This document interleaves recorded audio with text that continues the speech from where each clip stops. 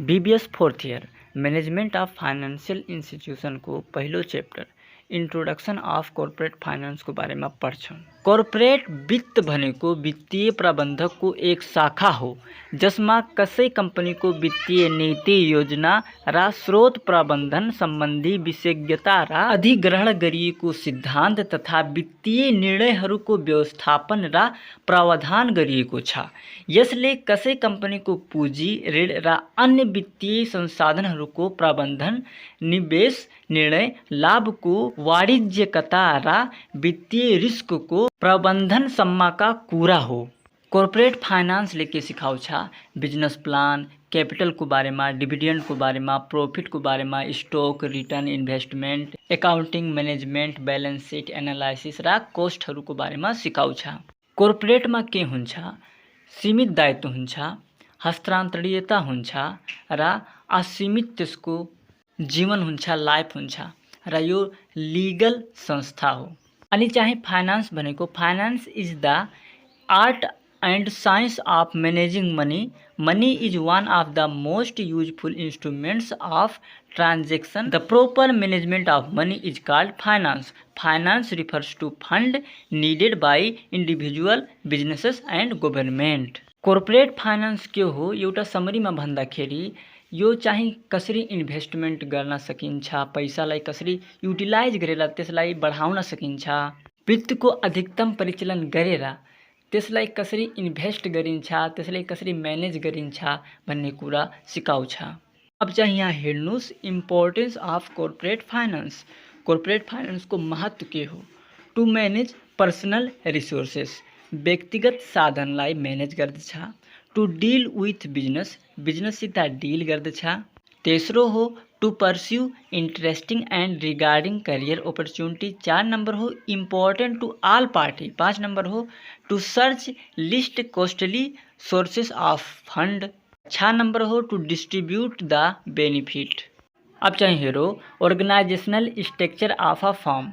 Organisational structure कस्तो हुन्छ? Organisational structure में पहिलो हो board of director. Board of director चाहिँ अप्पर लेभल मैनेजमेंट में पर्दछन्।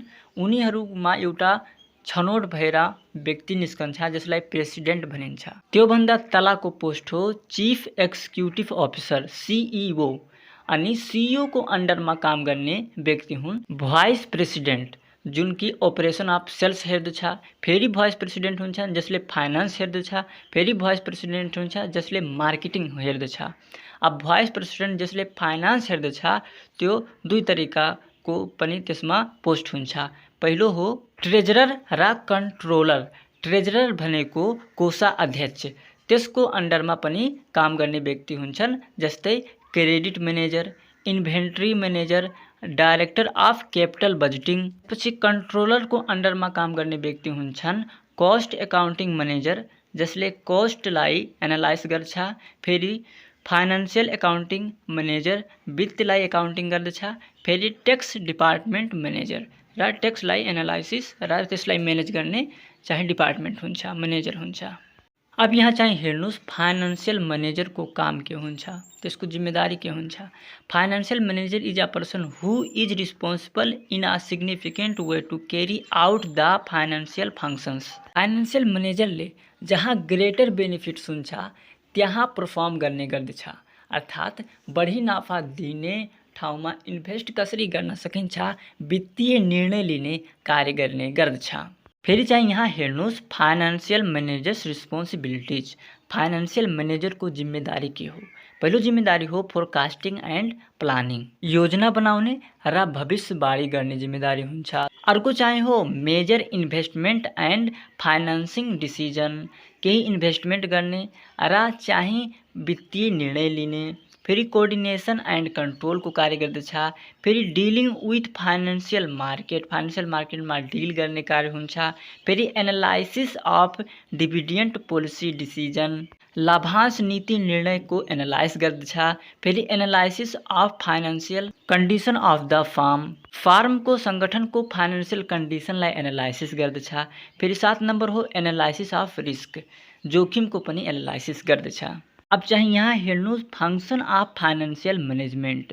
फाइनेंशियल मैनेजमेंट को कार्य के हो?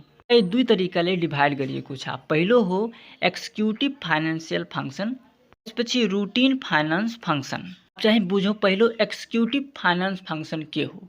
एक्जिक्युटिभ फाइनान्स फङ्सनभित्र के पर्दछ, जहाँ म्यानेजमेन्टको हाई स्किलको आवश्यकता पर्दछ प्लानिङ गर्नको लागि र कन्ट्रोल गर्नको लागि। किनभने यसले चाहिँ इन्भेस्टमेन्ट डिसिजन गर्दछ, दोस्रो फाइनान्सिङ डिसिजन गर्दछ, तेस्रो लिक्विडिटी डिसिजन गर्दछ, अनि चाहिँ डिभिडेन्ड डिसिजन गर्ने गर्दछ। यति ठुलो डिसिजन गरेको कारणले गर्दा यसमा चाहिँ हाई क्वालिटी स्किलको आवश्यकता पर्दछ। त्यसपछि चाहिँ अर्को फङ्सन हो routine finance function. Routine finance function चाहिँ लोयर म्यानेजरद्वारा गर्ने गरिन्छ।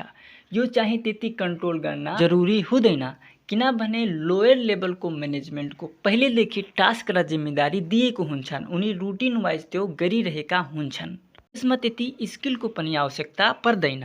रुटिन फाइनान्स फङ्सनभित्र के पर्दछ, पहिला सुपरवाइजरले cash receipt and cash payment गर्ने गर्दछ, एकदम सानो टास्क। फेरि सुपरवाइजरले फिक्स्ड एसेट र करेन्ट एसेटलाई एनालाइसिस गर्नुपर्ने हुन्छ। त्यसरी चाहिँ सानो फाइनेन्सियल रिपोर्ट तयार पार्ने सानो टास्क र जिम्मेदारी हुन्छ। यहाँ चाहिँ अर्को टपिक दिएको छ कोर्पोरेट गभर्नेन्स, अर्थात् कोर्पोरेट सञ्चालन, कोर्पोरेट प्रशासन। यसमा के हुन्छ कि यो चाहिँ कन्ट्रोल मेकानिजमको रूपमा कार्य गर्दछ। यो स्टेक होल्डर, सेयर होल्डर र कोर्पोरेट बीच कुन सही छ कुन गलत छ भन्ने कुराको पार्टिसिपेट गराउने कार्य गर्दछ। यसले सही डाइरेक्सन दिने कार्य गर्दछ र यसको केही जिम्मेदारी दिएको छ। पहिलो हो ए नम्बर एकाउन्टेबिलिटी, जवाबदेहिता, ओपिनियस, खुलापन र चाहिँ प्रोबिटी, इमान्दारिता को जिम्मेदारी निर्वाह गर्दछ। यहाँ हेर्नुस् प्रिन्सिपल अफ कोर्पोरेट गभर्नेन्स।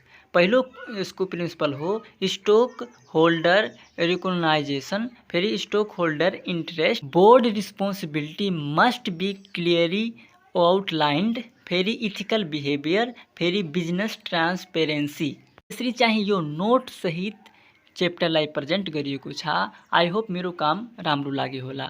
राम्रो लागेमा च्यानललाई सब्सक्राइब गरेर सपोर्ट अवश्य गर्नुहोला। Thank you for watching.